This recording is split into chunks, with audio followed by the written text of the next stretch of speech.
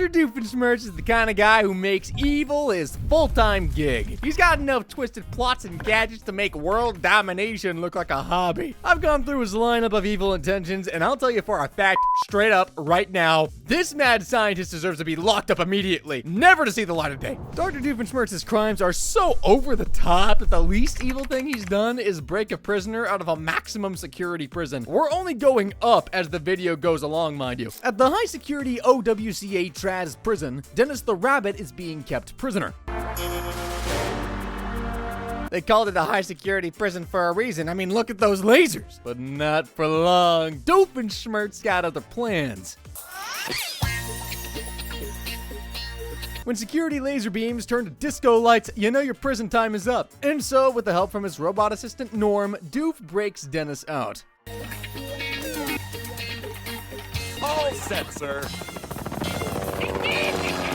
But you just know it spells doom for Danville. If the laser beams didn't already give you clues or ideas, just know that Dennis is a dangerous villain. We have a situation. Dennis, the rogue agent, our most wanted rodent, Lagomorph, sir. escaped from Alka's maximum security prison sometime this morning. Evidence suggests that Dennis was snatched away by a ninja disco robot.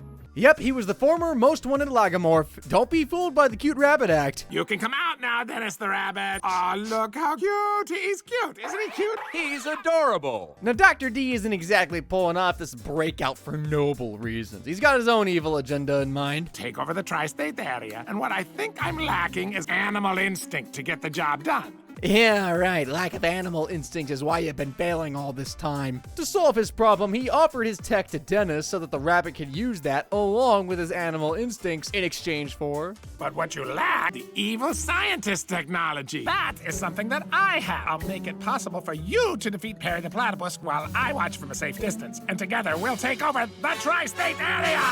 Why, of course, taking over the tri-state area. It's a whole villain team up. And that team is gonna land Doofenshmirtz in prison for at least 5 years and a fine of $10,000. In the episode Candace Loses Her Head, Dr. Doofenshmirtz gets ambitious. Like, digging into the Earth's core ambitious. So it's Candace's birthday, and Phineas, being the thoughtful brother he is, plans a surprise trip to celebrate it. But it's the mall, right? No, it's not the mall. Please don't tell me we're going to Mount Rushmore. Candace is, less than thrilled, shall we say. I mean, Phineas, the effort's sweet and all, but maybe next year you just think shopping spree. Now, Agent P heads home through one very long series of underground tubes.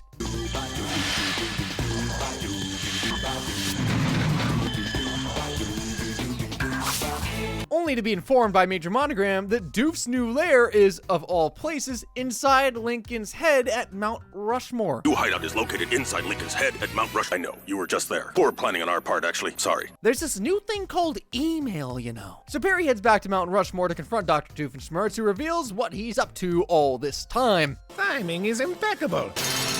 You are just in time to witness my latest scheme, my Drillinator! Yep, the Drillinator! I'm sorry, I'll stop that eventually, maybe. Anyways, what is this for? What's his one well-thought-out plan for the day? I will bore a tunnel to China, build a toll highway, and make millions! Classic Doof, man. Thinking more with enthusiasm than sense. And that's why I love him. But that's also why he never follows through with any of his plans. Agent P is currently chasing after him in his own equally ridiculous tunneling vehicle. The Drillinator keeps doing its job while the two of them fight, digging deep. Then they hit the light at the end of the tunnel. And by light, I mean the scorching molten lava of the Earth's core. Or would that be considered magma because it's underground? Hull overheating. The lava at the Earth's core completely slipped my mind. Of all things, brother, how could this skip your mind? Agent P decides that maybe it's time to change direction and steers them back to the surface. Problem, the Earth's core has attachment issues. The lava is following us! The lava is being diverted. You didn't bury the platypus. The Drillinator bursts out through the nose of a giant Candace statue. Yes, that's Phineas and Ferb's surprise gift for her.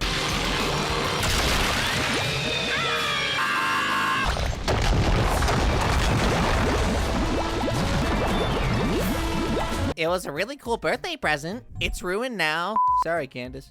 As for Doofenshmirtz, other than ruining Candace's birthday statue, he's definitely looking at some hefty charges here. Drilling into the Earth's crust? That is environmental destruction on a grand scale. Releasing lava could have serious consequences for ecosystems, water sources, and even air quality. Under environmental protection laws, causing intentional environmental harm is prohibited and attracts heavy penalties. So he'd be going down with 5 years imprisonment and a $186,000 fine. That's more money than I've ever made in my entire life. In The Fast and the Phineas, Dr. Doofenshmirtz decides to take his bloated ego and his latest ridiculous invention to the racetrack. But of course, he's definitely not there to race. It all kicks off when Perry the Platypus learns from Major Monogram that Doofenshmirtz has bought himself a blimp. Dr. Doofenshmirtz is up to his old tricks. He's purchased a giant airship. So Agent Pete leaps into his flying platypus mobile and zooms off. Meanwhile, Phineas and Ferb are about to join their own race car shenanigans. I got your pit crew. See you in the pits.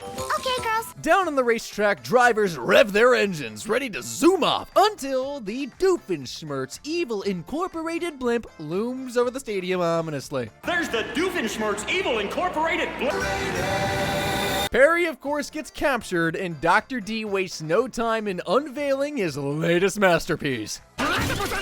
In time to witness my latest invention. Latinator! But there's also a business plan to it. Flate everything in a tri-state area! If anyone wants anything flated, will have to talk to me. Supply and demand, folks, Evil 101. Then Dr. Doof puts the deflatinator array to the test. A little demonstration of my deflationary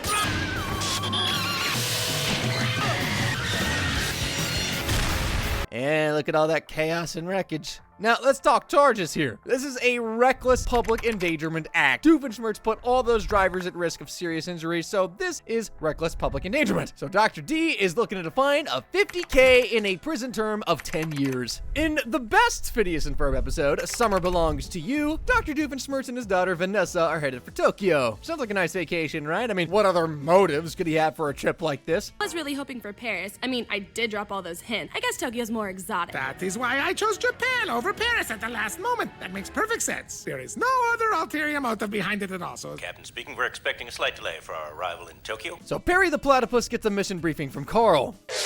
Hi, Agent P. Major Monogram isn't here right now, but he left this note. Dear Carl, I haven't been kidnapped, so don't come looking for him. I mean me. Kinda weird, though, that he took the time to cut each letter out of a magazine. Yeah, there's something not right with that. Doof is on vacation with his daughter in Tokyo, which is where the annual World Good Guy Convention is being held. Coincidence? 100% yes. So I guess he got the day off. Definitely not a coincidence. Fast forward to Tokyo's baggage claim area, and it finally makes sense. It says that the tallest structure in Tokyo is the Tokyo Tower. It even looks like the Eiffel Tower. Oh, here's my bag now. Can't believe you brought work with you. You've got some guy tied up here. We've got some guy tied up here. I've got a name, you know. So it's a vacation with a side of hostage taking. Right, but it gets even weirder than that. A giant water balloon is being placed on top of the tower, and no, this isn't a part of the tower's official tourist attractions, it's part of Dr. D's latest scheme. A giant water balloon. Dad, we're supposed to be on vacation. So there, Dr. Doof's kidnapping isn't just a petty crime, oh no, he's using his captive as a pawn in a larger, dangerous game. Major Monogram drops this water balloon on the International Good Guy Convention. I would never pull an elaborate childish prank like that. It would ruin my reputation, destroy my credit. Oh, I see where you're going with this. Yes, without your leadership, it will totally put an end to it. What's the name of your organization again? OWCA, Organization Without a Cool Acronym. Okay, well, I'm going to put an end to AUKA, I guess. Not exactly what you'd call father-daughter bonding time. Now, let's stop there and talk about the legal repercussions of Doofenshmirtz here. I mean, kidnapping itself is a major charge, but then there's the additional bonus in his case, since he was using Major Monogram to further his plan to cause chaos and frame him. So Dr. Doofenshmirtz would likely be facing the charge for kidnapping with intent to commit other crimes. He'd be looking at 20 years in the slammer and paying a fine of $10,000. Next up on Dr. Doofenshmirtz's ever-growing rap sheet, grand larceny. And get this, he's not after cash, jewels, or priceless art. Oh no, it's all about settling a personal score with a jingle. That's right, a goofy mascot tune has had him driving headfirst into a felony-level heist. In the episode, Does This Duck Bill Make Me Look Fat?, Perry, now in Candace's body, don't ask, heads to his lair to get his mission from Major Monogram. Major Monogram's not quite prepared for Perry's new look. Oh, there you... Uh-oh, Carl. I think we have a breach of security. There's a teenage girl in here. A teenage girl? Brilliant disguise. Drink some water, Carl. Dang. Anyways, the tri-state area is in chaos because lunchtime has been compromised, and what could be the reason? Disappeared all over the tri-state area. There's just nothing fun about lunch anymore. Major Monogram and Carl? Oh, they're heartbroken too. We really miss that clown. The stakes couldn't be higher. So who's out there swiping Slushy the Clown statues? Drum roll! Don't drum roll, it's Doofenshmirtz. Not anymore. Then Perry, still in Candace's body, bursts through the wall, catching Doof completely off guard. A teenage girl? Perry the teenage girl? So is anything wearing a fedora just Perry to this man? I don't care, it's frackin' hilarious. Doof manages to trap Perry, as always. So, next step, on to his evil plan. He's absolutely done with the Slushy the Clown jingle. He can't stand it. So naturally, he's decided to get it out of the way. I've had that slushy burger jingle stuck in my head for like a week. I've stolen all the clowns, going to rip their tape boxes out. Well, it turns out teenage girl espionage has its perks. He will. As soon as I get this done, lunchtime will never again be fun. Okay, maybe I spoke too soon. Being a teenage girl also has its downsides. Ha! You don't have a tail anymore. Now you're no match for me. And yet, despite his big villain energy, Doof can't bring himself to fight a teenage girl. But wait a minute, I can't hit a girl. This guy's invented things to terrorize entire cities, but this is his ethical boundary? Do I applaud or roll my eyes? I think I'll just laugh safely from the sidelines. Anyway, for stealing those Slushy the Clown statues, he's looking at theft charges, and given the sheer quantity, it's grand larceny. That's about 10 years in prison and a hefty $100,000 fine. In the Lawn Gnomes Beach Party of Terror episode, Dr. Doofenshmirtz's petty grudge against harmless lawn gnomes spirals into a full-scale mission, resulting in mass property destruction. Major Monogram briefs Agent P on the situation. Lawn gnomes across the tri-state area are disappearing, leaving thousands of gardens unprotected from the evils of black magic. Suspect Doofenshmirtz. And so Perry springs into action, donning a lawn gnome disguise to infiltrate Doof's lair. And bingo, just as Monogram suspected. Oh, yes. Look at my bounty of gnome riches. Oh, this is a strange one. A platypus? Perry the platypus? But just as he's about to act, Doofenshmirtz tries to catch him in a trap. There's only one small problem, though. Oh, that was the garage door. Now! That was the TV remote. Now! Ah! Haha, yes! Third time's the charm. With Agent P finally trapped, Dr. Doofenshmirtz launches into a presentation on why he's declaring war on all lawn gnomes. His family's lawn gnome was taken and he had to take the place of the garden ornaments. From a tender age, my father decided that it would be me. Children played kick the stomper and ate dunkelberries. I would stand for hours. So this childhood trauma festered until grown-up Doof decided to deal with it in adulthood. I will destroy every lawn gnome in the entire tri-state area! Behold the Destructinator! You know, Doof, therapy's always an option. Doof accidentally frees Agent P and the two battle it out underground, but it's directly beneath Phineas and Ferb's beach party? What could go wrong? Everything! Is that volcano? It's Snowmageddon! But the chaos doesn't even stop there. Agent P and Doof's tussle knocks the vacuum back to suck mode, and, well, it just starts devouring everything in its path.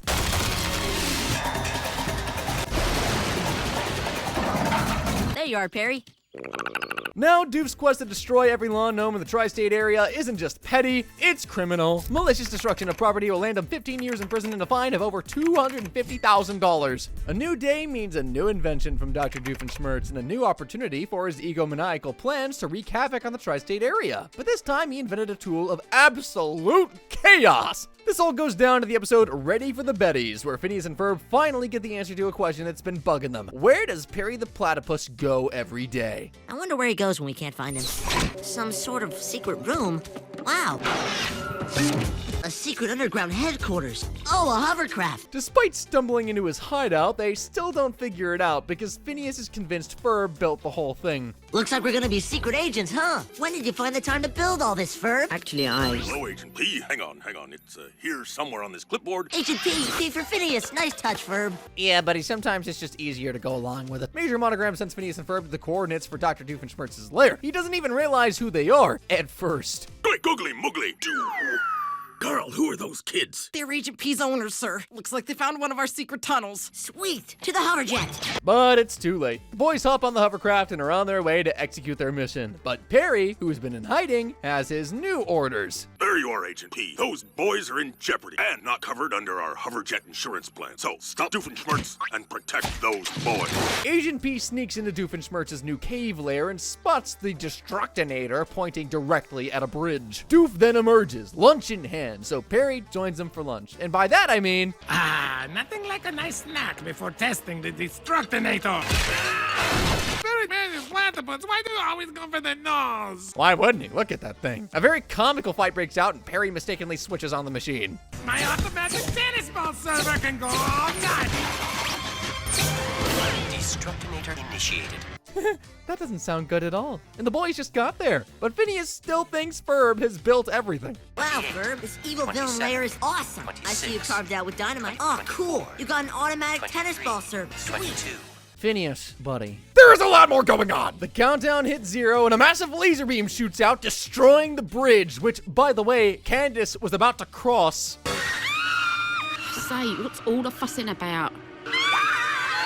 And so now the boys have a new mission, saving their sister. That's the bus Candace is on. I get it. We have to save Candace. What a cool mission. Phineas and Ferb, Phineas and... Perry follows swiftly behind and manages to save them all, but not before taking care of Dr. Doofenshmirtz. Curse you, Betty the Blood!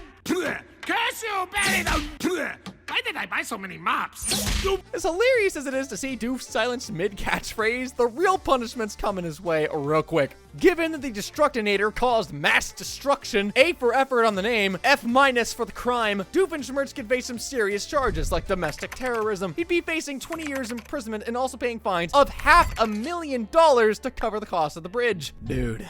It's crazy to think we're halfway through this video, and Dr. Doofenshmirtz is already looking at a mountainous fine of $1,106,000 and a prison sentence of 85 years. And we have barely even begun to scratch the surface of this mad scientist's schemes. Dr. Doofenshmirtz once planned to dominate a meatloaf festival cookout competition with his family's legendary meatloaf recipe. But he was also about to break every food regulation law in the book. It all started when Perry got word that Doofenshmirtz was spotted buying fresh produce at the supermarket. I mean, is that even suspicious? But with Doofenshmirtz, Major Monogram figures it can only mean two things. We've recently found surveillance footage of Doofenshmirtz buying fresh produce. There are two possibilities. Either he's up to something sinister that is food-related, or he's cooking dinner because he's got a beautiful woman coming over and he wants to. Never mind, it's obviously the first thing. Yep, is it that obvious? At the festival, the hype is real. Jamie Oliver is one of the judges, and the crowd is ready for some serious meatloaf magic. Meanwhile, Perry spots the Doofenshmirtz-shaped shadow inside a tent and charges right on in.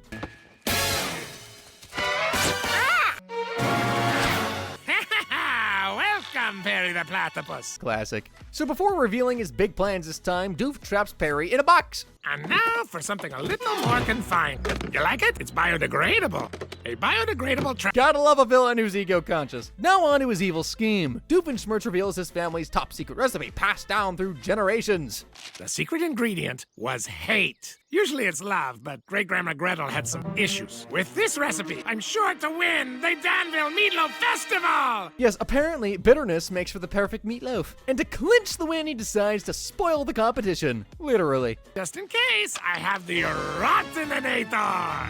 With a quick blast of this, my competitors' meatloafs will be completely rotten. My victory is guaranteed! Seeing the judges on their way, Doof whips out the Rottenator and aims it at the competitor's meatloaf. But just in time, Perry breaks free and Doof tries to blast Perry, but instead hits a, Annoying! Fresh cucumbers! Fresh pickles! This novel is so riveting.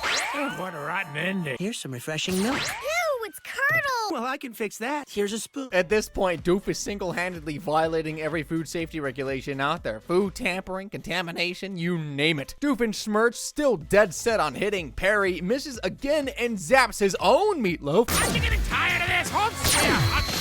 My meatloaf! I noticed how often my innators hit things that I never intended them to hit. It's quite awful. Turning it into a stinking pile of rot. maybe stop building innators? Jamie Oliver and Linda roll up to Doof's booth to see the disaster, and his meatloaf is instantly disqualified. But it can't be that bad, can it? Can't possibly be that bad. Let me try it.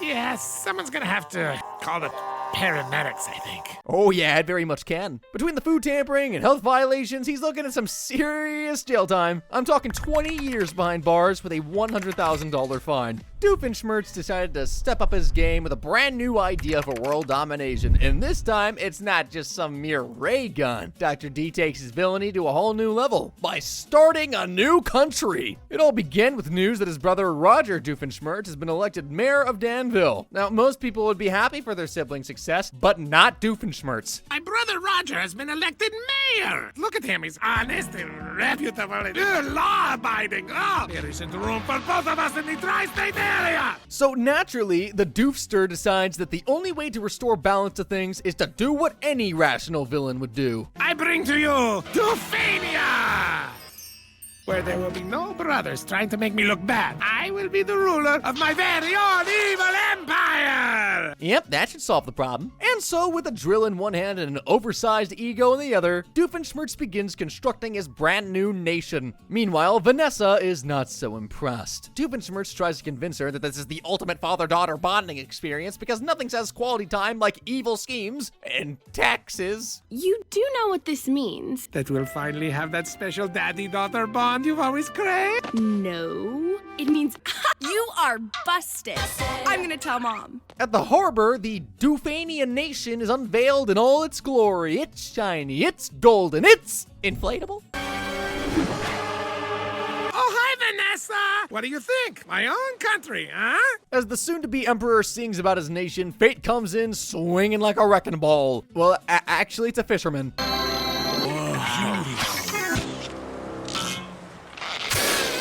Huh? And so, with one wrong tug, the whole thing starts to deflate, turning Doofania into... Well, that can't be good. that. Goodbye, Doofania. It's been a very short ride. The whole empire sank like a bad idea because, well, it was. Now, trying to create a new country and break away from the United States government comes with serious charges, surprisingly. In fact, Doofenshmirtz's plans could be considered sedition. You know, attempting to overthrow or break away from the government. And for that, he'd be facing 25 years in prison and a fine of $20,000 for both crimes. In the episode Grease Lightning, Doofenshmirtz takes his hatred of platypuses to a whole new level. Forget world domination, put that to the side.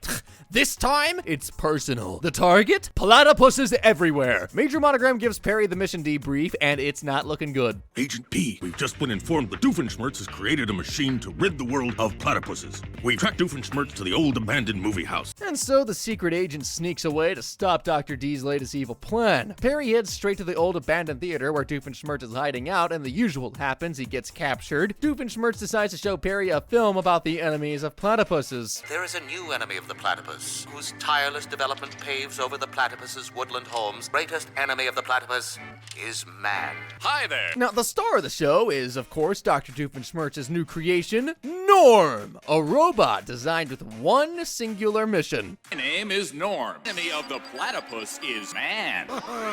Perry escapes like the total pro he is, but Norm is on the chase, and this robot do not let up. To discuss our differences over coffee. It is an all-out pursuit. The stakes are high. On the other hand, Phineas and Ferb, Isabella, and the rest of the team are tearing it up in their makeshift chariots. But just when you think things couldn't get crazier, Perry shows up in the middle of all this chaos. Hey, look, it's Perry. Where you been?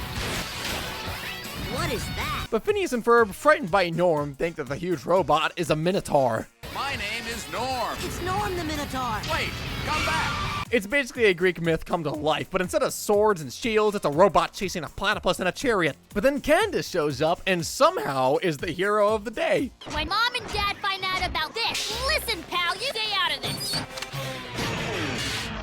She turned him to stone! Kinda. So now we've got to talk consequences. He built a robot specifically designed to hunt down and kill Perry. Textbook attempted murder. Sure, Perry's a platypus, but that doesn't make the crime any less serious. Perry has a conscience. He's basically human. Dr. Hines is guilty of attempted murder of an animal. He'd be facing 35 years in prison and a $250,000 fine. In the episode of Best Lazy Day Ever, Dr. Doofenshmirtz whips up one of his most hideous schemes yet. And by hideous, I mean it in the most literal sense. So Perry gets his marching orders from a, let's say, multitasking Major Monogram. Oh, hey, Agent P. So, stop Doofenshmirtz. Hit it, Carl. Of course, Perry heads straight for Doofenshmirtz's lair, but the poor platypus gets hit by the, To introduce you to something. My slow motioninator! D-Meister, I love you, but work on those names. With Perry in slow-mo, Doofenshmirtz proudly unveils his latest invention, the Uglyinator, because he has low self-esteem about his looks. My Uglyinator! Frog's unpleasant appearance to render its target ugly! Now his master plan is to turn everyone in the tri-state area ugly to compensate for his lack of good looks. You either A, could have made a beautiful Inator for yourself, or B, the normal thing to do, work on your self-esteem. I promise it's possible. But to prove that his Uglyinator works, he unveils his test subject. Handsome movie actor, Vance Ward. Hi, I'm Vance Ward. Alright, I agree with that logic. Who better to try out his ugliness ray on than a handsome actor? Can turn anything ugly. Are you ready, Vance? What's my motivation in this scene? Oh, I think it will be clear to you in a second. So long, magazine covers. With his Uglyinator in full swing, Doof is ready to uglify the masses, all from the comfort of his floating living room. But of my own living room and recliner. Hey, even villains can work remotely, right? Then, in an epic twist, slow motion Perry outsmarts Doof, reversing the slow motion ray on himself to get back up to speed, and the two lock into a classic showdown. Okay, yeah, beauty's in the eyes of the beholder, but the Uglyinator works, doesn't it?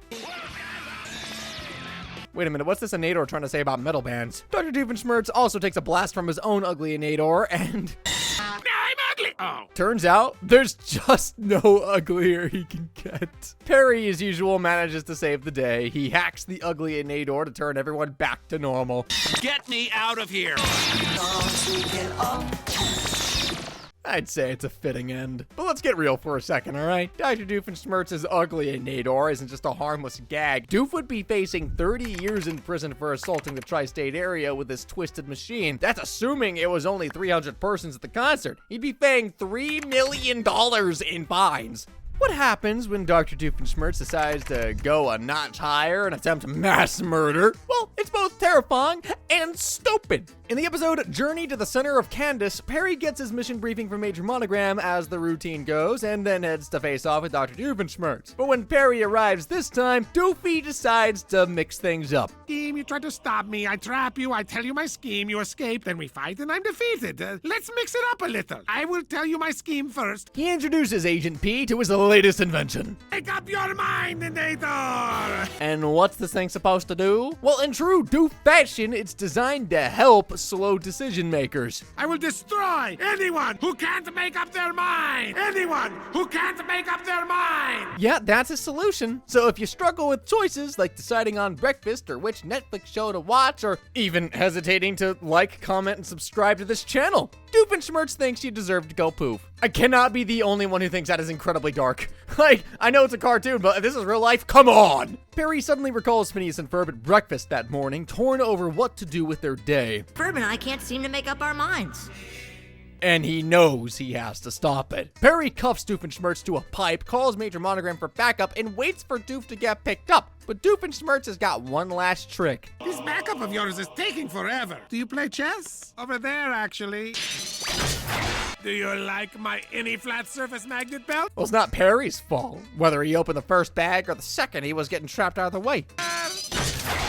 There was one of these in both bags, so whichever one you chose, you would be stuck, just like I'm. The man's a genius! All right, let's back up. All right, let's look at the charges. That make up your mind-inator is pretty evil on a whole new level. Attempted mass murder is already a solid 15-year sentence. And so, if we calculate that by the total number of people in the tri-state area, assuming population New York, about 20 million people, Dr. Doofenshmirtz is looking at spending 250 million years in jail. And guess what, bucko? You don't get a choice in that. Dr. Doofenshmirtz decided to crank up his villainy to global levels in the episode Leave the Busting to Us. This time he set his sights far beyond the tri-state area. He's out to freeze the entire planet, taking the world back to the Ice Age. But here's the question for you. Why? Well, let's take it back. Perry gets his mission from Major Monogram, but the signal's worse than your Wi-Fi during a storm. Your mission is sky, weather, rain, Doofen. Breaking up. Let me call you on the land. Oh, just to recap, weather, rain, Doofenshmirtz. Perry makes a grand entrance at Dr. Doofenshmirtz's lair, and we get into the usual villain spiel. I have wanted to be a magician. It was a pretty tough road. Where's Bobo the rabbit? So a grudge from his school days over a magic trick gone wrong is why the world has to suffer. Is this dude not aware of therapists, or is he too broke? Clearly not. He's got the money to build all this stuff. How is he getting the money? Wait, after trapping Perry as usual, he reveals his latest masterpiece, the Gloominator 3000 Enator. It's terrifying, guys, trust me. With this, I will launch weather pellets into the atmosphere, plunging the tri-state area into a new ice age! This isn't even a winter is coming type thing. It's a full-on ice age. But of course, Perry's not about to let this plan go smoothly and uses his own magic tricks against him. Maybe I can squeeze a few more in. Perry the platypus, Bobo the rabbit.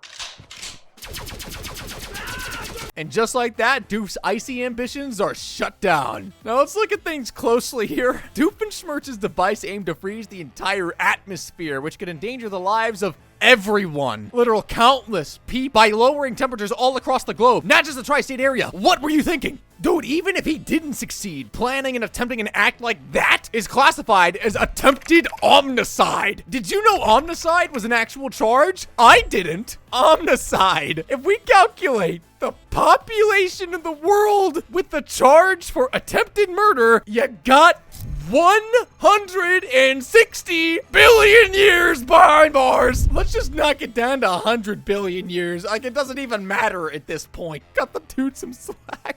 It's the last day of summer vacation at last, and Monogram briefs Agent P on a probable big finale from Doofenshmirtz. With the seasons about to change, I suspect Doofenshmirtz will be trying to close out the summer to bang. Oh, great. Googly. Carl. Oh, that's right. School. And well, he isn't wrong about that. Doof starts his day in typical Doof style by hitting his head on the lamp and then incinerating it in frustration. Wow. Okay, I've had enough of you.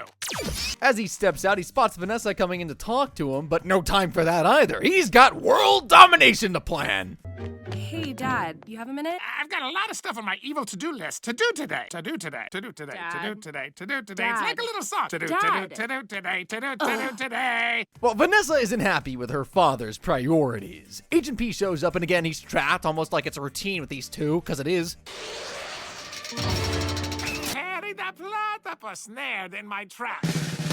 Doofenshmirtz reveals his latest invention, The Tri-Governor-inator! So this Tri-Governor-inator is supposed to finally make him the official Tri-Governor of the tri-state area by dropping a governor's mansion right on top of Town Hall. Just brilliant, really. Agent P breaks free and fights it out with Dr. D, but that's when something or someone interrupts.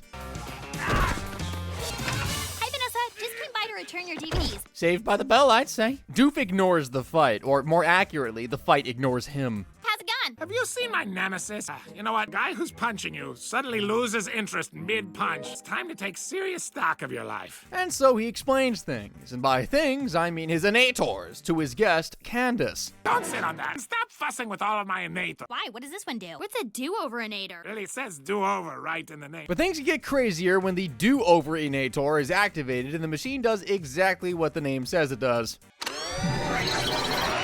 I know we're we're gonna do today. I know what we're gonna do today. I know what I'm gonna do today. That was awfully supportive. Talk about deja.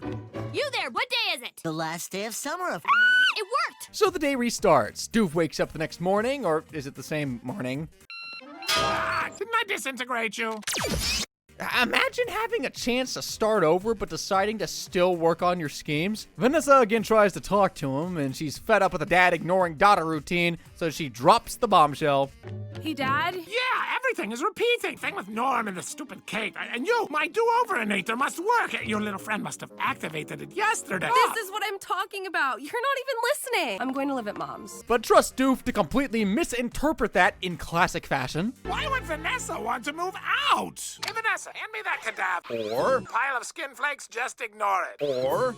You said the time machine in the bathroom was a bad idea. You need to go. You should do it last week. I get it. My daughter's moving out because she thinks I'm a loser. Sure, it's because you're a loser and not you being negligent and inattentive. Doofenshmirtz figures that he just needs to capture Perry and complete his plan, and Vanessa won't think he's a loser. And like that, we get days upon days of do-overs over and over and over again. 3, 2, 1. And drum roll. Perry keeps escaping his traps.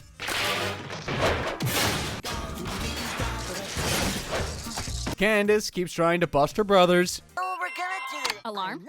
Kids in the backyard. And Vanessa keeps wanting to talk to her dad, but Daddy Doof just keeps shushing her. Do you have a minute? I know. Dad, I need to study Perry the Platypus's every move. This is the problem. But then things get serious. With each loop, reality starts glitching, and well, things start getting weird. Muffins are erased from existence.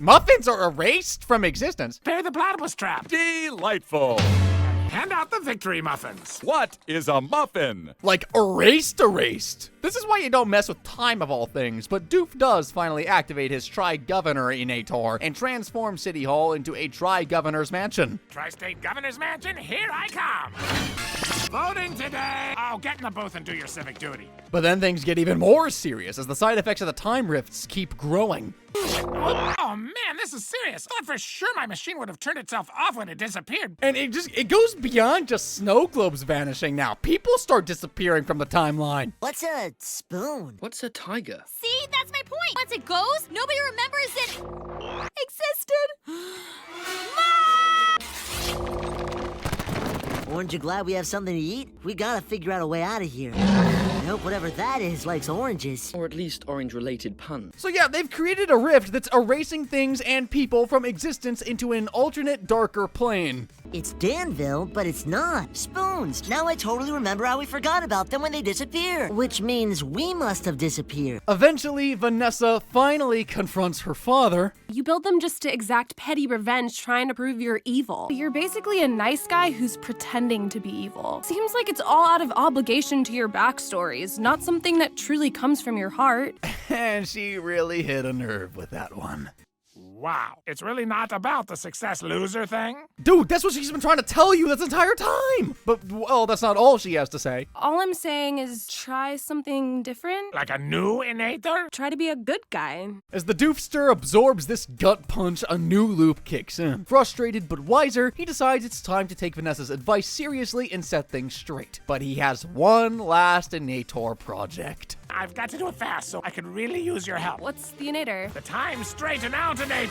Now, do-gooder Doof would be fun to see, but the dude's still gotta answer for his crimes. Legally, his actions are shaky at best. I mean, in reality, there are no laws for time loops, but endangering the fabric of time has got to attract some cosmic penalty, right? Just look at all the havoc it caused. So for this, I'm going out on the wildest of limbs here. Take this with a grain of salt, but Dr. Doofenshmirtz is going to get 200 billion years in the darkest prison ever conceived. Let me know if you think that is an adequate punishment. And so altogether, Dr. Doofenshmirtz will be facing a total of 300,215,225,000 years in prison and a whopping grand total of a fine of $4,976,000. Talk about a well-deserved punishment. But check out the next character and see just how much more of a menace that one is.